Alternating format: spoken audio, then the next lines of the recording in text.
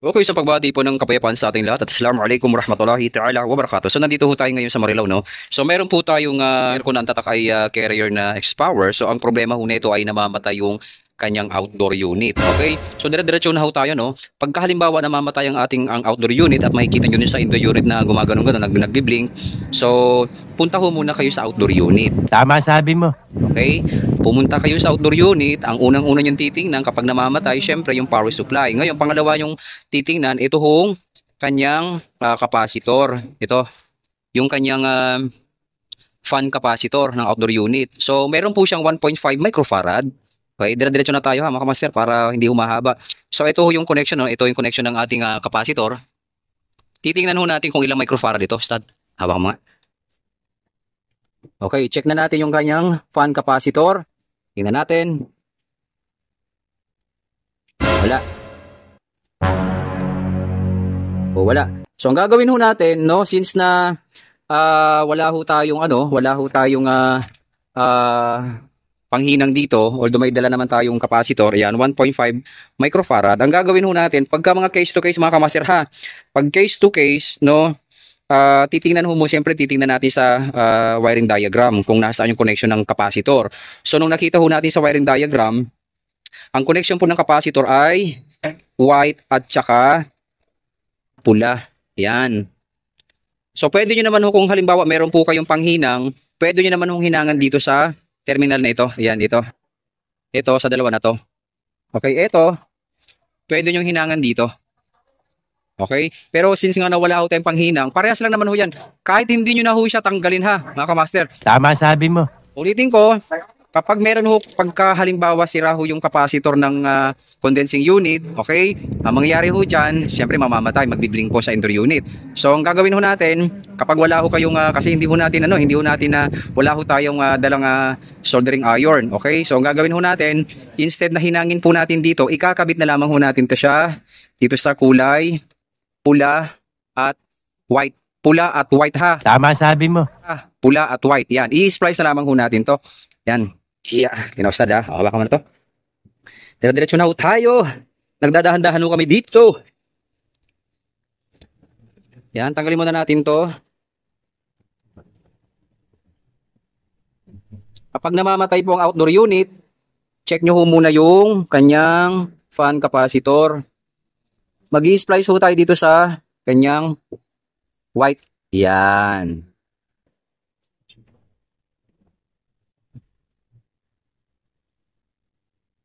So mag-high pressure po yan. At the same time, mamamatay yung outdoor unit. Ngayon yung indoor unit, magbi-blink na lamang ho yan ha. Taas ng konti mo. Stud, yan. Naduduling ako. Iyo. Yan. So instead ho na, instead na hinangin nyo ho siya, pwede naman ho hinang, no? Kasi ang connection no naman ho ng terminal ng capacitor ay nasa kulay puti.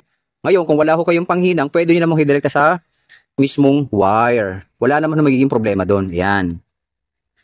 Okay. Dire-diretso na ho tayo. Okay. So, ganun ho ang ginagawa mga kamaster, no? Kapag halimbawa may problema yung fan capacitor, pwede nyo na ho siyang palitan, no? Pwede mo naman siyang hinangin, pwede namang hindi. Ayan. So, itong pula, yan po yung connection ng capacitor. White at saka pula. Ayan. Dire-diretso na yung video natin kasi araw po ng linggo. Ayan. Ninangangalay ako.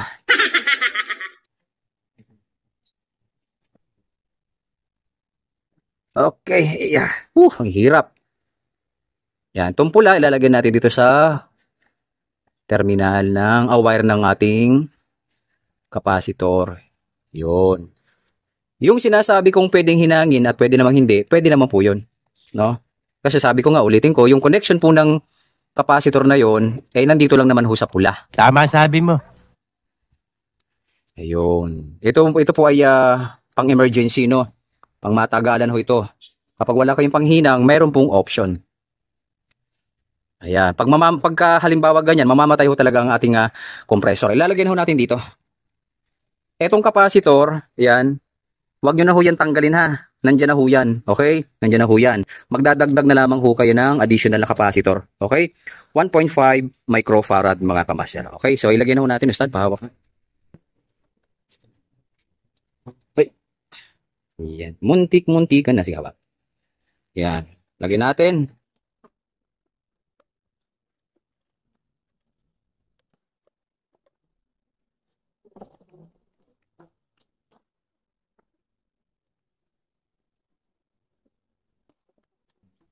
So, yung capacitor ho, pwede nyo na ho siyang ilagay dito sa labas. Yan, dito. Ang mahalaga, napalitan na ho natin yung capacitor para yung ating condensing fan ay talagang yung kanyang speed ay swabing-swabe, pwedeng pakasalan. Okay. Yan. So, ganyan dito. Yan. Isolate natin. Okay. So, lagyan muna natin to. Paandiran natin. So, ayun mga kamaster now. Ay, siya umandar na. Oh. Oh. Kaganda. O, kapag mga kamaster, no, kapag halimbawa, pinaandar nyo ho yung yung inyong aircon, tapos namamatay ho yung outdoor unit, tapos mag-error ng ganun, ibig sabihin, pumunta ho kayo sa outdoor unit. Ibig sabihin, nandun sa outdoor unit yung problema. Okay? Kasi wala naman hong binibigay na wala naman hong binibigay na error yung ating system. Ibig sabihin, kapag namatay, nagkurap-kurap, okay? Tapos namatay yung outdoor, puntahan nyo po muna yung capacitor. Yun, okay na ho. Oh, ikaganda ng ng buga. Oh. Okay, mga kamaster, no? Ayan, no? Yan. So, problem solved na naman ho tayo. Sana, nakatulong itong munting video na aking binahagi sa ating mga kababayan na technician na yung mga error po ni carrier na X-Power, marami hong mukha yan. Okay? So, maraming mukha, maraming troubleshooting. So, iniisa-isa ho natin. So, ito ho, namamatay ang outdoor unit.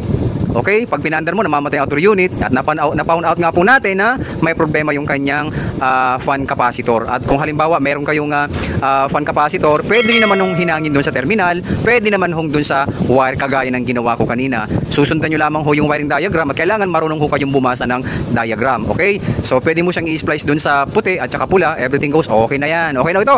So maraming salamat po sa inyong lahat at magandang umaga po.